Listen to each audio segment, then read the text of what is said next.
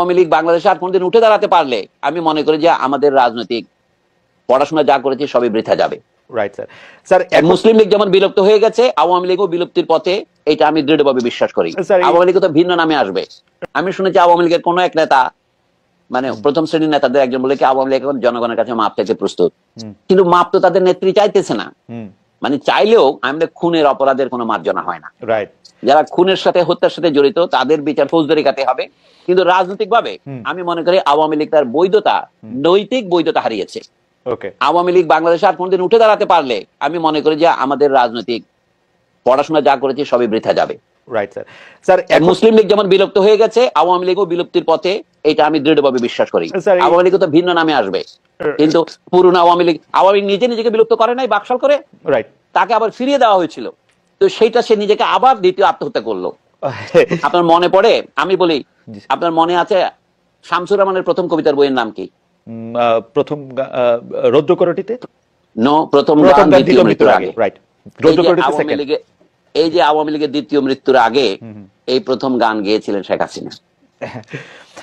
Sir আপনি যেটা বলছেন যে আমি মানে সাংবাদিক, সাহিত্যিক, ক্রিকেটার, শিক্ষক বা সংস্কৃতি কর্মী যারা সরাসরি হত্যা বা ফৌজদারি অপরাধের সাথে যুক্ত নন, তারা যদি আসলে প্রকাশ্যে মাপ চাওয়ার মতো নিজেদেরকে ক্লিয়ার করে জায়গায় আসেন, সেটা কি স্যার সমাজের বা রাষ্ট্রের ব্যবস্থা করা উচিত, নাকি নিজেরা করবে? কেমনি করবে স্যার এটা, যদি কেউ এটা? আমি জানি না, আমি তো তাদের একজন। আমি বলছি যে মানুষ যেটা আশা করে যে মানুষ শত ছোট ভাবে এসে যখন ক্ষমা চায়, আমি যে বাংলাদেশের জনগণের ঐতিহাসিক রেকর্ড হচ্ছে বাংলাদেশের জনগণ প্রতিশোধ পরায়ণ নন। শেখ হাসিনার বিরুদ্ধে যে সমস্ত অভিযোগ আছে তার মধ্যে একটা হচ্ছে তিনি ছিলেন ভয়ানক প্রতিশোধ পরায়ণ। আল্লাহ মালুম সত্য কোনটা আমি জানি না, তবে আমার মনে হয় বাংলাদেশের জনগণ শেখ হাসিনার মতো প্রতিশোধ পরায়ণ নন। শেখ হাসিনার প্রধান সমস্যা হচ্ছে তিনি লেখাপড়া জানতেন না, আমি দুঃখের সাথে বলছি। মানে তিনি ছিলেন, এটা প্রমাণ কি, তিনি খালেদা জিয়া ম্যাট্রিক পাস করেছে কি করে নাই এই কথাটা এতবার বলতেন যে তিনি কিভাবে পরীক্ষা পাস করেছেন সেই পরীক্ষা থেকে তাকে জিজ্ঞাসা করে নাই। মানে তিনি যেভাবে কথা বলতেন তাতে তার মধ্যে কোনো প্রজ্ঞা আছে এটা মনে হতো না। এটা অ্যাবসলিউটলি রাইট স্যার, কিন্তু তার আশেপাশে যারা ছিলেন বড় বড় সার্টিফিকেটধারী, কারো পিএইচডিও আছে, দুটো একটা দেড়টা, তারাও তো স্যার একই মানে তাকেই মনে করতেন, মানে মানে জানি না, মানে তাহলে ওইটা কেমনে হলো? তারা তো স্যার একটু পড়ালেখা জানতেন, শিক্ষক, সাংবাদিক, বুদ্ধিজীবী, এরা আচ্ছা ধরেন আমার তাদের কথা বাদ দে, আমার যে বন্ধুরা বলছেন বাংলাদেশে আমরা কি কারো প্রজা, আমাকে প্রজাতন্ত্র বলা হয় কেন?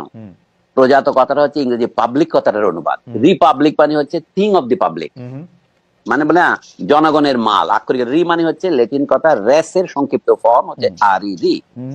তো এখন সেইটা আমাদের বন্ধুরা যারা শিক্ষিত, একটা পত্রিকার সম্পাদক, বিশ্ববিদ্যালয়ের অধ্যাপক, অবসরপ্রাপ্ত অধ্যাপক, তারা যদি এটা বোঝে না, তাহলে আপনি শেখ হাসিনার চারপাশে যারা ছিলেন তাদেরকে কি অভিযোগ করবেন? না, ঠিকই আছে। এই তো আমাদের গরিব দেশের অধ্যাপকেরাও দ্বিতীয় শ্রেণীর অধ্যাপক। প্রথম আলোর ডেইলি স্টার সম্পর্কে যদি একটু বলতেন যে তাদের।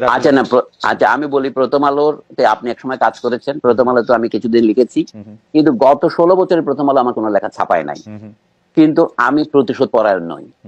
এই প্রথম আলো এই 2008 সনে আমার শেষ লেখা চেপেছিল, 16 বছর পর এই 2024-এ আমার একটা ইন্টারভিউ তারা প্রকাশ করেছে, আমার কোনো খবরই ছাপতো না, কিন্তু তারপরেও আমি মনে করি প্রথম আলো হচ্ছে আমাদের দেশের যত পত্রিকা আছে একটা ইনস্টিটিউশন হয়ে দাঁড়িয়েছে।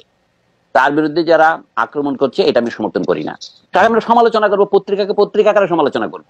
সে যে সমস্ত ভুল করেছে সে তো নিজে আত্মসমর্পণ করে বলেছে সেগুলো। তারা গত সামরিক সরকারের সময় দুই নেত্রীকে সরে যেতেই হবে ইত্যাদি লিখেছিলেন, পরে তিনি তার ভুল উপলব্ধি করেছেন। এখনো তার প্রথম আলো একদম নিখাদ আমি এটা বলছি না, তার মধ্যে অনেক খাদ আছে, কিন্তু একটা পত্রিকাকে মানে আক্রমণ করার জন্য তার সামনে গিয়ে গরু জবাই করতে হবে, এটা আমার মনে হয় সঠিক পন্থা নয়। গরু জিনিসটার একটা ঐতিহাসিক প্রতীকী চরিত্র আছে উপমহাদেশে।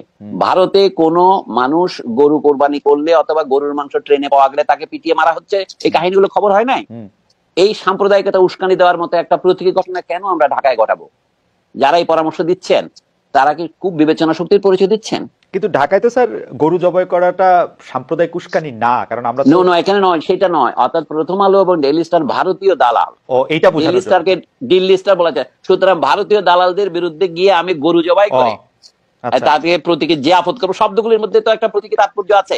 এটা যারা প্ল্যান করেছেন তারা কিন্তু এটা ভেবে চিন্তাই করেছেন না। কিন্তু স্যার অনেকে আবার বলছেন যে প্রথম আলো সম্পাদক বা ডেইলি স্টার সম্পাদক, আপনি ঠিকই বলেছেন স্যার, 2008 সালের পর থেকে আপনার লেখা ছাপে না, আরো অনেকের লেখা ছাপে না, তাদের সাথে কোন রকম মানে সেই প্রসঙ্গে স্যার না যায়, কিন্তু ঘটনা হচ্ছে যে প্রথম আলো বা ডেইলি স্টার এটিকে খুব উইটি হিসাবে নিতে পারতো কিনা, আরেকটা গরু দিতে পারতো কিনা, যে এটি না, আমার মনে হয় সে অতটা উইটের অবকাশ তাদের নাই।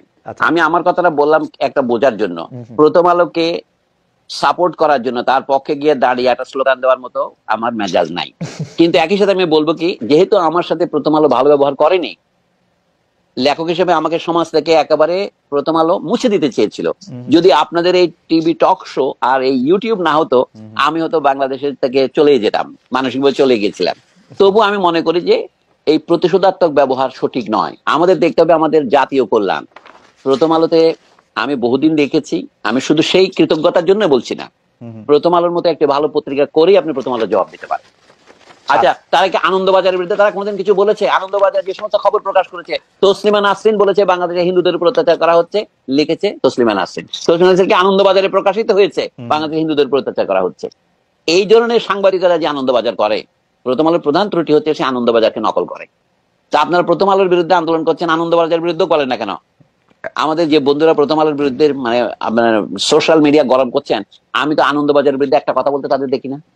আনন্দবাজার তো স্যার আওতার বাইরে, বিদেশি স্যার, এটা কেমনে বলবো? নো, আওতার বিরুদ্ধে না। নিউ ইয়র্ক টাইমস আওতার বাইরে নয়, এটা বলে এখন, তখন বলে আপনি গ্লোবালাইজেশন। আচ্ছা, আর এখন আপনি কিছু বলবেন না। এই যে fake news, miss information, disinformation, এটা ভারতীয় শুধুমাত্র রিপাবলিক টিভি করছে না, আনন্দবাজার তো করছে অনেকটা সফিস্টিকেটেড আধুনিক পদ্ধতিতে। আপনার এটা আওতার বাইরে বলবেন, আমি তো আপনার মধ্যে বায়াসটা আমি আশা করি নাই ভাই। না স্যার, আমি প্রশ্নটা অন্যভাবে করতে চাই স্যার। আমি রিপাবলিক টিভির কথা যখন আপনি বললেন, রিপাবলিক টিভিতে যখনই যা কিছু প্রচারিত হয় এটা দেখেই বোঝা যায় এটা এক্সাজারেটেড। কেউ কোনোদিন, এমনকি ভারতীয় লোকজনেরা রিপাবলিক টিভিকে কখনোই মানে খুব সিরিয়াস হিসাবে নেয় না। আমরা কেন ভারতীয় মিডিয়াকে এত সিরিয়াস ভাবে নিব? বা আচ্ছা, ভারতের হিন্দুস্তান টাইমস অথবা দি হিন্দু, এইগুলি তো আন্তর্জাতিক খ্যাতি সম্পন্ন পত্রিকা, তাই নয় কি? রাইট। তো দি হিন্দুতে কি খবর হয়েছিল? আমাকে তো 3 দিন হিন্দুতে চিফ অ্যাডভাইজার বানিয়ে রেখেছিল। 5 আগস্ট থেকে 8 আগস্ট পর্যন্ত, ডক্টর মোহাম্মদ ইউনূস শপথ নেওয়ার আগে পর্যন্ত আমি 3 দিন তো মানে হিন্দুর চোখে চিফ অ্যাডভাইজার ছিল। এই তার মানে বোঝা যাচ্ছে কি নিউজের ভিত্তি কত দুর্বল। কোন রকমের খবর না নিয়ে তারা খবর ছেপে দেয়। যেহেতু হিন্দুতে ছেপেছে, সারা ভারতের বিভিন্ন পত্রিকা অন্যান্য হিন্দি ভাষায়, অহমিয়া ভাষায়, উড়িয়া ভাষায় ছাপা হয়েছে। যাই হোক, আমার বক্তব্য হচ্ছে কি, প্রথম আলোকে ডিফেন্ড করা নয়। আমি মনে করি সাংবাদিকতার উপর আক্রমণ করা আমাদের জন্য লাভজনক হবে না। সাংবাদিকতার সমালোচনা করতে হবে সাংবাদিকতা দিয়ে, মিথ্যা খবরের সমালোচনা করতে হবে সত্য খবর দিয়ে। আমি বই ব্যান করার পক্ষে নয়, পত্রিকা এই যে প্রথম আলো ব্যান করতে হবে যারা বলছে, এগুলো হচ্ছে উগ্রতা, এটা সঠিক হবে না। আমি জাতির স্বার্থে